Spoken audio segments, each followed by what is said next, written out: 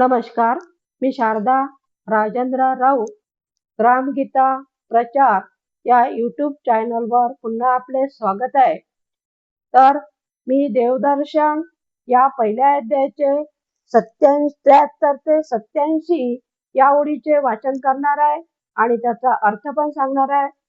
वणी तीर्थी फिरून आला, आपला गाव नाही सुधारला, तो कैसा म्हणावा मागला एकटाची.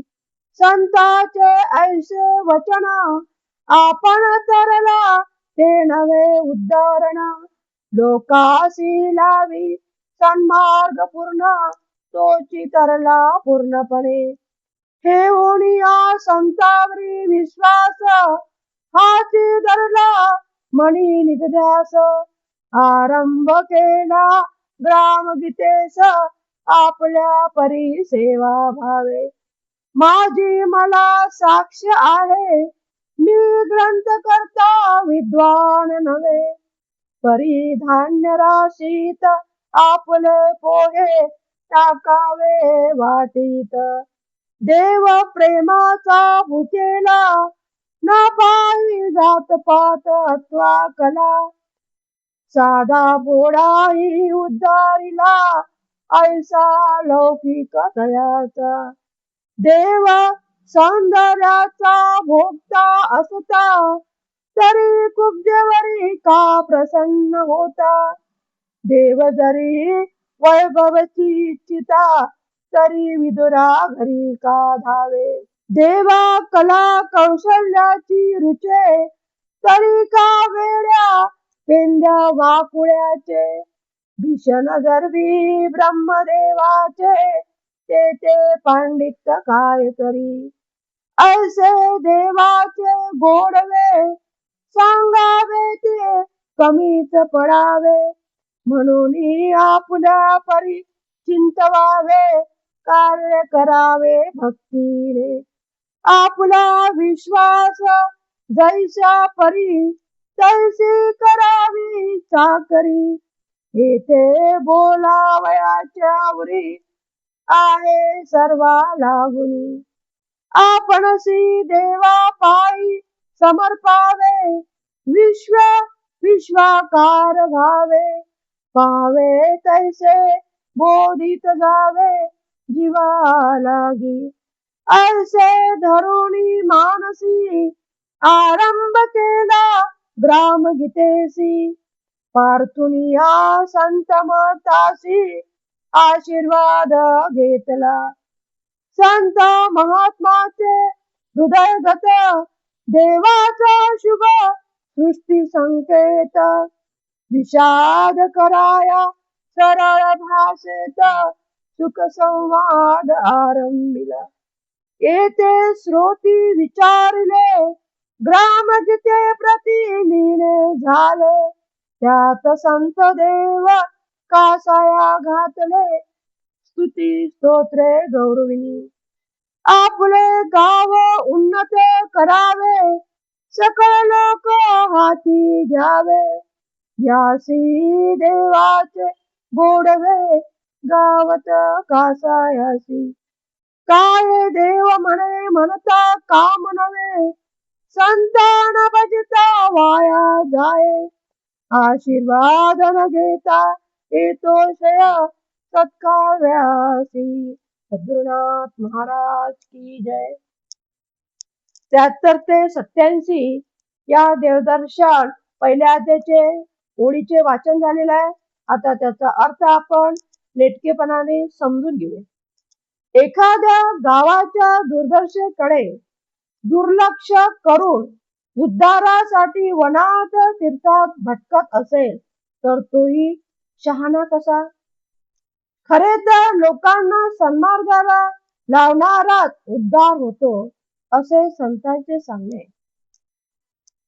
कुळ उद्धारिले, संत वचनावर विश्वास ठेवून सेवा निश्चयाने यथामती ग्रामगीता ग्रंथलेखनास म्हणूनच सुरुवात केली. ग्रंथलेखन दृष्टीने मी ग्रंथकथा करता आहे, पण मी विद्वान नाही याची कल्पना मला आहे. परंतु परमेश्वर प्रसादात प्रेम पोहे ग्रंथ रूपाने टाकावे.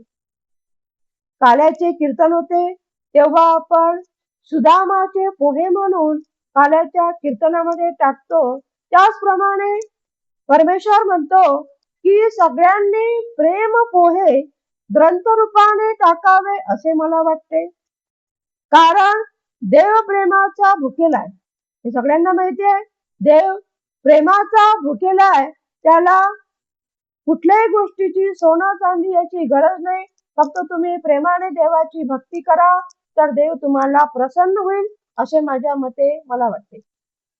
कारण देव प्रेमाचा भुकेला आहे. तो जातपात कला कौशल्य सौंदर्य पाहत नाही. निष्काम प्रेम सामान्य माणूसही तो उद्धारून नेतो अशी देवाची कीर्ती आहे. सामान्य माणूस जरी असला तरी तो देवाच्या भक्तीने त्याचा उद्धार होतो. त्याला सौंदर्य कला याच्या कोणत्याही गोष्टीची गरज नाही. देव सौंदर्याचा भुकेला असतात तर कुब्जेव सारखी रूपहीन पट्टराणी का करतात. देव वैभवप्रिय असतात तर श्रीमंत कौरवाकडून विदुराकडे धावत का जातात. कृष्णाला कौरवांनी मोठ्या सन्मानाने बोलावलं होतं, परंतु कृष्णाला विदुरा घरच्या कन्या हेच जेवायचं होतं, म्हणून कृष्णाने विदुराकडे धाव घेतली आहे. कला कौशल्याची आवड असती तर वाकड्यासारख्या गोपालांची देवाला वेळ का लागले.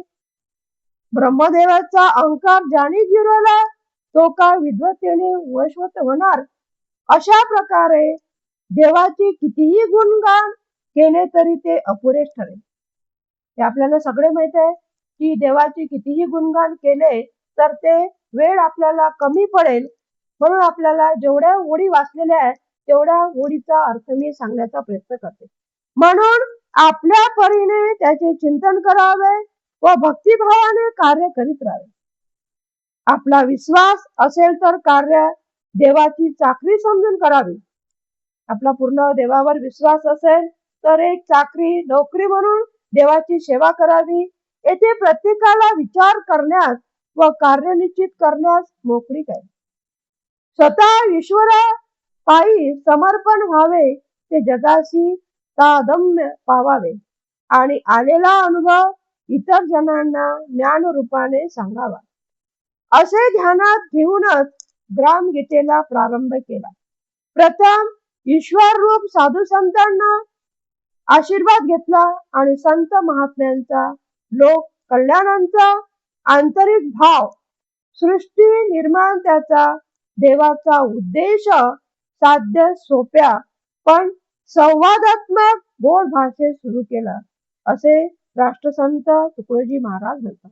श्रोत्यांनी विचारले, ग्रामगीता लिहिली असता प्रथम तुम्ही संत आणि देवाचे गुणगान करून त्यांना महत्व देण्याचे कारण काय. राष्ट्रसंतांनी ग्रामगीता लिहिली असता तर राष्ट्रसंतांनी संतांचे महत्व आणि देवाचे महत्व या ग्रामगीतेमध्ये सांगितलेले आहे. सर्व लोकांना सहकार्याला घेऊन जर गाव आदर्श करता येतो तर यासाठी देवाचे महत्व मानावे ते कशाला. देवाची भक्ती करा, परंतु भक्ती केल्याने गावाची सुधारणा होणार नाही. पूर्ण गावाला एकत्र येऊन गावाची सुधारणा करावी, आदर्श करावे असे राष्ट्रसंतांना म्हणायचे आहे. मग त्या व्यक्तीने देवाचे नाव कमी घेतले तरी चालेल, परंतु ग्रामाची सेवा जर करत असेल तर तो देवाची सेवा करत आहे असे राष्ट्रसंत सांगतात. काय देवाचे नाव न घेतले तर काय होत नाही की संतांची प्रार्थना न केल्यास कार्याची हानी होते. आशीर्वाद वाचून कोण सत्कार्याचा नाश होतो. वडीलधाऱ्या व्यक्तींचे आशीर्वाद घ्यावे, त्याची सेवा करावी असे राष्ट्रसंत सांगतात. परंतु तरुण पिढीने नुसतं आशीर्वाद घेतल्याने कार्य चालणार नाही, तर त्यांचे कार्य सतत सुरू ठेवावे आणि नंतर आशीर्वाद घेऊन आपले कार्य चालू ठेवावे असे राष्ट्रसंत ग्रामगीतेमध्ये सांगतात. श्री गुरुदेवाय नमः.